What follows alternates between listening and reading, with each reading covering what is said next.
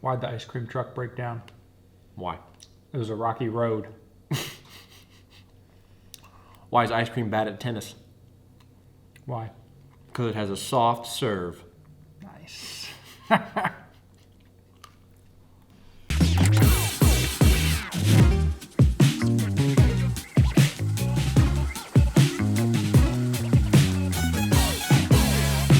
Hey there, welcome to What's Up Weekly. It's Tuesday, March 3rd. We're glad that you've joined us for this video about children and student ministry here at Southgate.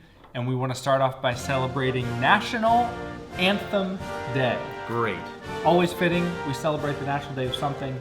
This week we get to play the National Anthem as we say National Anthem Day. Fits in perfect. It's great. And we're going to come back to that in our game segment, so stay tuned. All right. For logistics, the first one we have for you parents is that the Awana Grand Prix is next Saturday, March 14th. So make sure to keep working on those cars. Be ready. time. It's going to be a fun time for sure. All right, Cedar Mania is coming up. It is on March 21st, again for 6th through 12th grade students. Cost is $30 per person, and you can register online or call the church office. We're going to have a great time there too. For our next segment, we want to go into our discipleship tip of the week. This is something we try and do each week here on What's Up Weekly. And this week we want to highlight something that's coming up at Southgate in 2 weeks, and that is our parent dedication service. So we at Southgate, like most, we want to honor God's design of the family being the primary place for discipleship. That's clear in Scripture. And so we want to carve out time in our morning worship service to have a parent dedication ceremony. Great. And it's different from some other churches. We like to call it a parent dedication, not a baby dedication, because it's the parents who are the ones dedicating to raise their child in the truth and admonition of the Lord. So that's, if you had a question of why are we calling it that, that's that. And we do hope for any and all parents here at Southgate to go through that with their children. We would love for you to be a part of that. And we do believe and see it as a scriptural practice. 1 Samuel 1, we see Hannah dedicate her son Samuel. Proverbs 22 verse 6 calls parents to train up their children in the way they should go.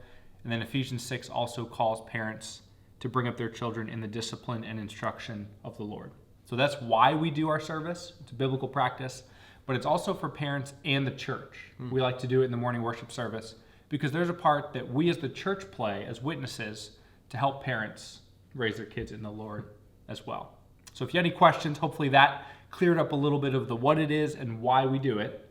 But Caleb, have you and your family participated? We have, with both our kids, went through two separate parent dedications, both with Pastor Brian. Okay. So they were great. And as you said, it's similar to baptism in the sense of this is a communication of the parent's desire to raise the child in a godly manner that adheres to the biblical principles of parenting and just truth that we have. And so I appreciated it going through even this little training before the actual Sunday, but just to, again, affirm my desire as a father and my wife's desire as a mother to raise up and train our child in the way that we wanted them to go. Yeah, that's great. Obviously, there's no salvific effort that the ceremony has, but as parents, I think it's important to say that publicly, for sure. And then last, why would you encourage other parents to participate?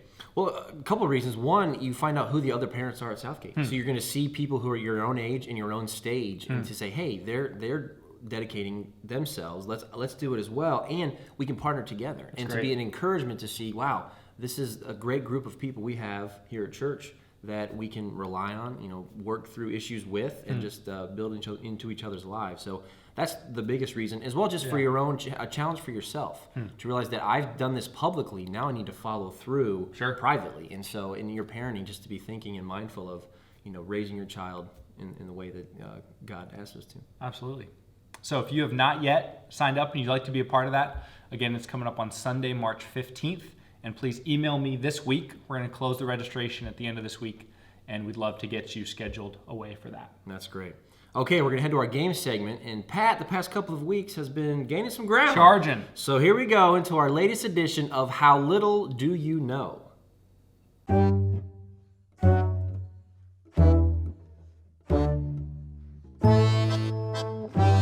All right, welcome to our game segment. As we said earlier, we're going to be playing a variation of How Little Do You Know, another whiteboard challenge. And we're going to tie this in with the National Anthem Day. Yep. So, what we're going to be doing is listening to 5 audio clips of national anthems of countries throughout the world. Yep. We're going to have to try to guess the country that is the national anthem they're playing.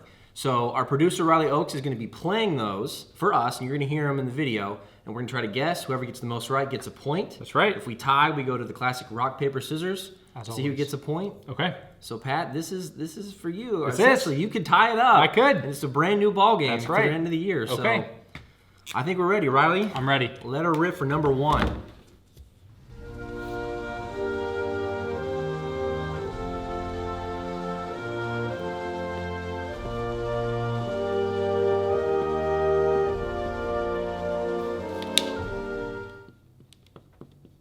All right. Good. Number 2.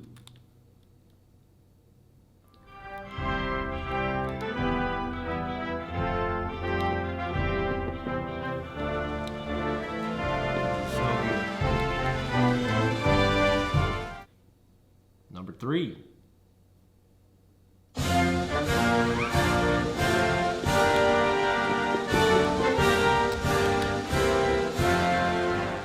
All right, number 4.